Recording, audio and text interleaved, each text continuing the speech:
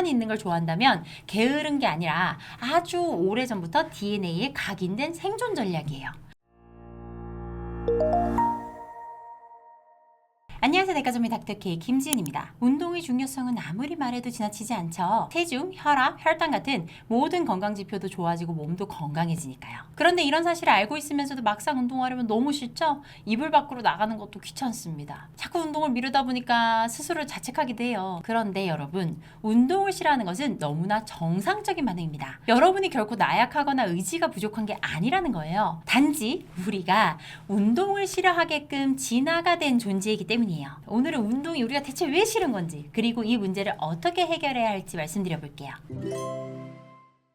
현재 우리 인류의 뇌는 지금으로부터 약 10만 년쯤 전이죠. 그러니까 자연에서 먹을 것을 얻는 수렵채집 생활을 하던 시기에 대부분의 진화가 끝난 걸로 알려져 있어요. 당연히 이때는 음식 자체가 너무 귀했고요. 힘들게 사냥을 성공해야 겨우 한 끼를 먹을 수 있었어요. 사냥에 실패하면 며칠을 굶기도 했어요. 그래서 그 시기에 인간에게 가장 중요한 것은 신체 에너지를 절약하는 거였어요. 그래서 인간의 신체는 운동에 쓰이는 불필요한 에너지 소비는 최대한 줄이고 꼭 필요한 순간에만 폭발적으로 힘을 쓰는 방식으로 설계되어서 진화되었습니다. 그때는 이게 생존에 가장 유리한 방식이었던 거예요. 결국 인간이 움직이지 않고 가만히 있는 걸 좋아한다면 게으른 게 아니라 아주 오래전부터 DNA에 각인된 생존 전략이에요. 실제로 하버드 대학의 진화생물학 교수님은 운동은 생존을 위해 꼭 필요할 때만 하도록 진화한 행동이라고 말하고 있어요. 즉 사냥할 때만 최선을 다해서 움직이고 평소에는 쉬었다는 거죠. 그래서 헬스장에서 러닝머신을 뛰거나 스쿼트를 하고 아령을 드는 것처럼 에너지를 많이 소모하는 현대적 의미의 운동은 우리 조상들의 일상과는 너무도 거리가 멀었던 거예요. 그래서 우리는 본능적으로 에너지를 아끼려고 운동을 싫어할 수밖에 없죠. 그리고 운동을 싫어하는 또 다른 이유도 있습니다. 바로 뇌가 새로운 환경이나 변화를 싫어하기 때문이에요. 뇌가 가장 우선시하는 건 바로 항상성, 호메오스타시스인데요. 항상성은 흔히 생명체가 내부 환경을 안정적으로 유지하려는 특성을 말해요. 대표적인 예로 36.5도를 유지하게 되는 우리 신체의 체온이 있죠. 그런데 이게 신체 내에서뿐만 아니라 외부에도 어느 정도 적용이 돼요. 내 주변 환경을 비슷하고 익숙한 상태를 유지시키는 거죠. 원시 시대의 새로운 운동, 낯선 장소, 갑자기 땀이 나는 활동 같은 것은 뇌의 입장에서는 일종의 위협이었어요. 저장해야 할 에너지를 소모하고 생존에 취약해지니까. 그래서 여러분이 운동해야지 라고 생각해도 뇌는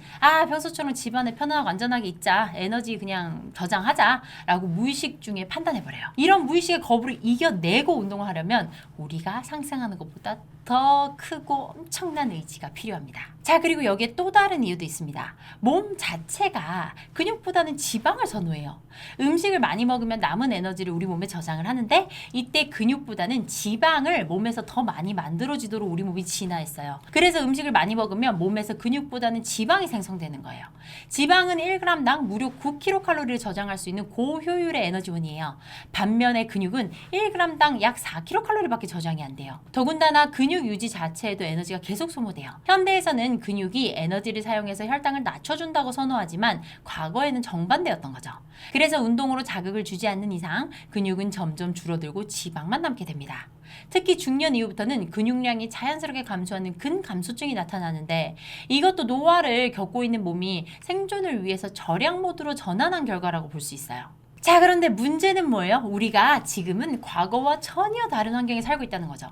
예전에는 사실 그냥 생존을 위해서 사냥만 해도 활동량이 많고 농사만 지어도 활동량이 많고 하루에 한 끼 정도만 열심히 해도 겨우 먹을 수 있고 그랬어요. 그런데 지금은 어떠세요? 몸을 전혀 움직이지 않고 핸드폰 하나만 있으면 집 앞까지 배달이 되는 시대입니다. 하지만 우리의 뇌와 몸은 아직도 언제 굶을지 모르니까 일단 저장하고 보자 라는 과거의 시대 그대로 작동하고 있어요. 그래서 몸이 살이 찌고 건강이 나빠져도 늘 먹고 싶고 눕고 싶고 운동은 안 하고 싶은 거예요. 지금도 우리의 몸은 외부 환경과 상관없이 기아 상황을 전제로 작동하고 있어요. 이게 너무 잘 작동한 나머지 생존에 너무 적합하죠. 그렇지만 현대 사회에는 비만과 대사질환이라는 부작용이 남게 되는 거예요. 결과적으로 여러분이 운동을 하기 싫은 것도 살이 잘 찌는 것도 다 정상이자 오히려 진화가 잘 됐다는 증거예요. 그렇지만 여러분, 진화가 잘 됐다고 넘어가면 안 되겠죠? 우리는 운동이 꼭 필요하다는 걸 알고 있잖아요. 그러면은 우리의 뇌 뇌와 몸을 설득해서 운동을 하게 해야 만들어야겠죠. 그래서 앞에 말씀드렸다시피 뇌가 변화의 거부감을 느끼잖아요. 그렇기 때문에 뇌가 거부하지 않는 익숙한 행동이 되게끔 습관을 만들어 보는 겁니다. 의지로 버티는 건 한계가 있죠. 먼저 조금씩 익숙한 행동으로 만들어서 뇌를 속이고 각인시켜야 되는 거예요. 특히 우리의 뇌는 작은 성공에 아주 약합니다. 이 작은 성공에서 오는 그런 기쁨을 느끼게 해주는 거예요. 성공이라고 해서 거창한 건 없어요. 이전과는 다르게 운동을 0개 했다가 스쿼트를 10개 아니면 팔굽혀펴기 5개 이런 식으로 사소한 작은 행동들을 반복해서 성공이 되게 하는 거예요. 그러면 내 뇌는 나 이 정도도 성공하는구나 이렇게 성공의 횟수가 늘면서 내 몸이 거부를 점점 안 하게 되는 거죠. 이런 현상을 행동심리학에서는 작은 습관 tiny habits라고 불러요. 큰 목표를 세우는 것보다는 작고 쉬운 목표를 자꾸 반복하는 것이 훨씬 효과적이라는 거죠. 이렇게 해야 우리의 뇌가 변화를 받아들이고 그 행동을 이어가는데도 훨씬 유리한 거예요. 실제로 우리가 하루 3분씩만 운동을 해도 심혈관 건강도 개선되고 대사 기능도 향상되고 기분도 좋아집니다. 여러 가지 긍정적 효과가 생긴다는 거죠. 그렇기 때문에 여러분 일단 눈 딱 감고 운동을 시작해 봅시다. 시작이 중요해요. 자, 그런데 운동을 하실 때 많은 분들이 실수하시는 게 있어요. SNS에서 보면 아주 잘하는 사람들 있죠. 몸이 막 우락부락 하신 분들. 그런 분들과 같게 높은 목표를 잡는 것이 실수예요. 우리가 비싼 PT를 등록하고 운동 일정 짜고 다이어트 식단으로 갑자기 다 바꾸면 이렇게 내가 계획 세운 대로 다 될까요? 우리의 뇌는 변화를 싫어합니다. 안 그래도 변화를 싫어하는데 심지어 싫은 선택들을 나열을 한 거죠. 그러면 당연히 안 되게 돼 있어요. 처음 며칠은 되죠. 하지만 작심삼일 몸이 안 하게 되는 거예요. 뇌가 하기 싫은 겁니다. 그러면 결국에는 실패감도 느끼게 되고 운동도 의욕도 모두 사라지고 말아요. 그렇기 때문에 여러분 뭔가를 완벽하게 하라는 것보다 지금 당장 별 생각 없이 밖에 나가서 잠시 5분 뛰고 팔굽혀펴기 하고 스쿼트 10개 이런 식으로 해봐 주세요. 그러다 보면 내 몸이 조금씩 변화를 하는 성공 경험들이 쌓이고 그것이 동기가 되면 동기가 습관이 되겠죠. 운동할 때는 남과 나 자신을 비교할 필요가 절대 없습니다. 지금 이 순간 내가 어제보다 한 발짝 더 움직였다면 그 자체로 성공이에요. 작은 성공이 뇌의 인식을 바꾸고 행동을 바꾸는 최고의 방법이에요.